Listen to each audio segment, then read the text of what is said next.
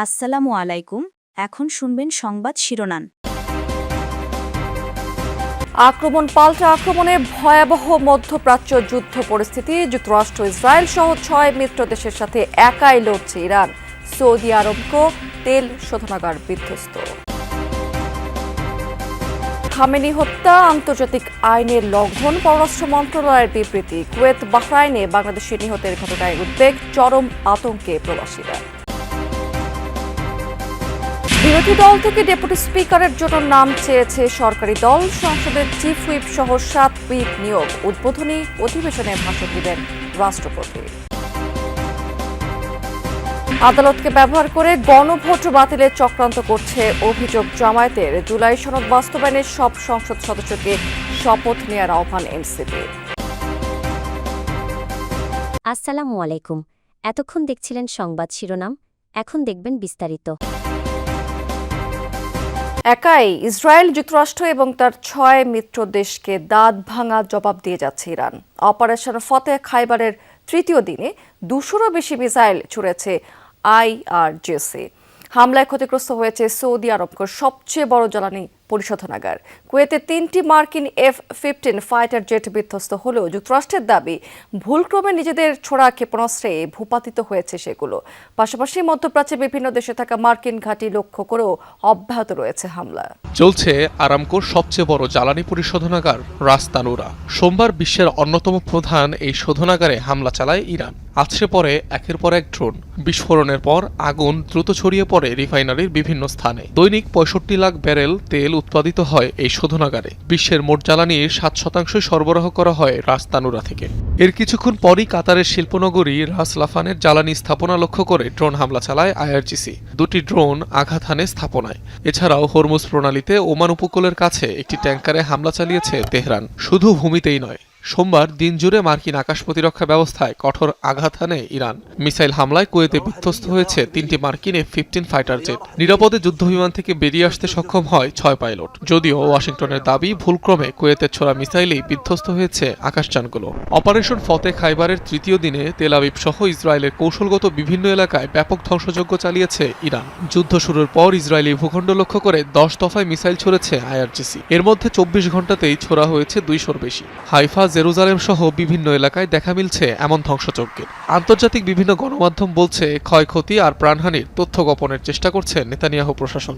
মধ্যপ্রাচ্যে এখন পর্যন্ত সবচেয়ে বেশিবার সংযুক্ত আরব আমিরাতে হামলা চালিয়েছে ইরান। ছুড়েছে 1.5 শতাধিক মিসাইল আর 2 শতাধিক ড্রোন। মধ্যপ্রাচ্যে ইসরায়েলের অন্যতম ঘনিষ্ঠ এই মিত্র সবার আগে আব্রাহাম অ্যাকর্ডসে স্বাক্ষর করে।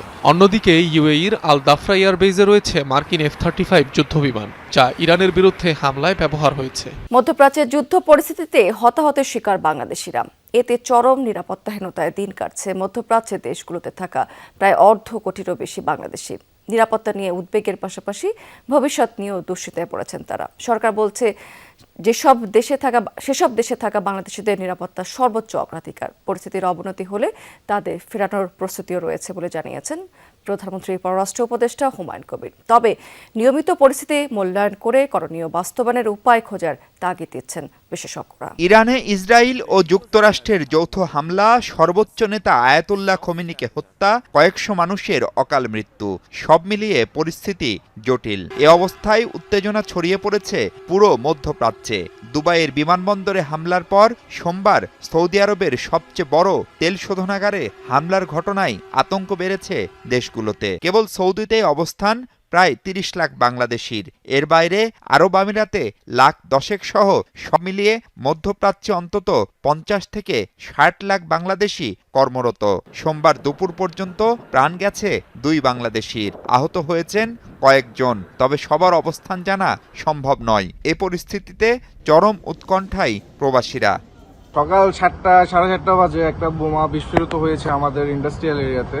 তো এখানে যত ওয়ার্কার আছে, যত মানুষ আছে গ্যারেজের, সবাই আতঙ্কের মধ্যে আছি আমরা। তো ওখানে দেখতে পাচ্ছেন ওই এরিয়াতে বিস্ফোরিত হবে আমাদের এখান থেকে প্রায় একটু দূরে। তো এখন আমরা সবকিছু বন্ধ রাখছি। বিরাট শব্দ করতেছে, আমরা আতঙ্কের জন্য রুম থেকে দৌড়ে বাইরে আসছি। পরিস্থিতি খুব ভয়াবহ দেখতেছি। একটা যুদ্ধ অবস্থা এবং অলরেডি বিভিন্ন জায়গায় অ্যাটাক হয়েছে। এরই মধ্যে ঢাকায় থাকা দেশগুলোর দূতাবাস প্রধানদের ডেকে বাংলাদেশিদের নিরাপত্তা জোরদারের তাগিদ দিয়েছে পররাষ্ট্র মন্ত্রণালয়। মধ্যপ্রাচ্যের বাংলাদেশি মিশনগুলোতে চালু হয়েছে হটলাইন। সরকারি এসব চেষ্টার পরও আতঙ্ক কাটছে না প্রবাসী বাংলাদেশিদের। বিরোধী দল থেকে সংসদের ডেপুটি স্পিকার মনোনীত করার জন্য মৌখিকভাবে প্রস্তাব দিয়েছে সরকার। সচিবালয়ে প্রধানমন্ত্রীর সাথে বৈঠক শেষে এ তথ্য জানিয়েছেন স্বরাষ্ট্রমন্ত্রী সালাউদ্দিন আহমেদ। তিনি বলেছেন, বিরোধী পক্ষে আপত্তি সত্ত্বেও সাংবিধানিক রীতি অনুযায়ী সংসদের প্রথম অধিবেশনে ভাষণ দেবেন রাষ্ট্রপতি।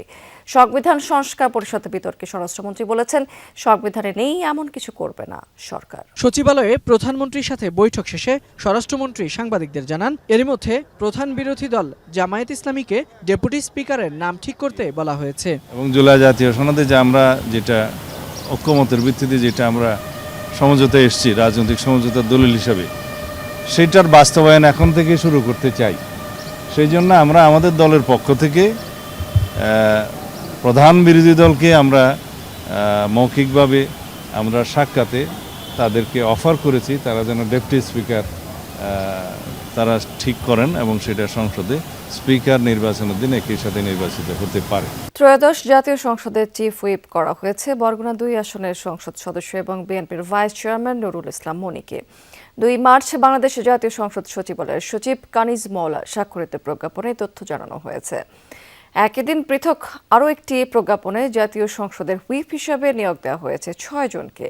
তারা হচ্ছেন হবিগঞ্জ 3 আসনের সংসদ সদস্য মোহাম্মদ জি.কে. গৌস, খুলনা 3 আসনের সংসদ সদস্য রকিবুল ইসলাম, শরীয়তপুর 3 আসনের সংসদ সদস্য মিয়া নুরুদ্দিন আহমেদ অপু, নাটোর 2 আসনের সংসদ সদস্য এম রুহুল কুদ্দুস তালুকদার দুলু, দিনাজপুর 4 আসনের সংসদ সদস্য মোহাম্মদ আখতারুজ্জামান মিয়া এবং লক্ষ্মীপুর 4 আসনের সংসদ সদস্য এ.বি.এম. আশরাফুদ্দিন নিজাম। আদালত নয়, জুলাই সনদের সিদ্ধান্ত সংসদে হতে হবে বলে মন্তব্য করেছেন জামায়াতের নির্বাহী পরিষদ সদস্য ব্যারিস্টার শিশির মনির। তিনি বলেছেন, আদালতের ঘাড়ে বন্দুক রেখে কোনো সিদ্ধান্ত হলে সেটা বুমেরাং হবে। আর দলটির মুখপাত্র বলেছেন, আদালতের রায়ের পর বিরোধী রাজনৈতিক দলগুলো সিদ্ধান্ত জানাবে।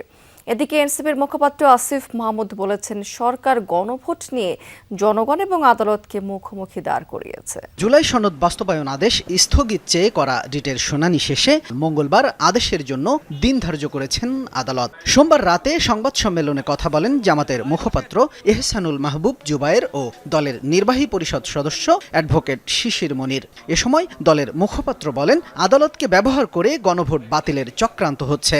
দলের নির্বাহী পরিষদ সদস্য অ্যাডভোকেট শিশির মনির বলেন, গণভোট বাতিল হলে জাতীয় নির্বাচন সহ 5 আগস্টের পরের সব সিদ্ধান্ত চ্যালেঞ্জের মুখে পড়বে।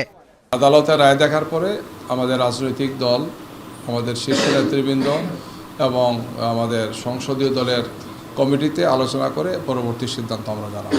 ওয়াই অনলি দি জুলাই সনদ বাস্তবায়ন আদেশ, মাঝখানে আরও 135টা অর্ডিন্যান্স হয়েছে, সেগুলো বাদ যাক, সবই বাদ যাক, ফ্রেশে শুরু করি।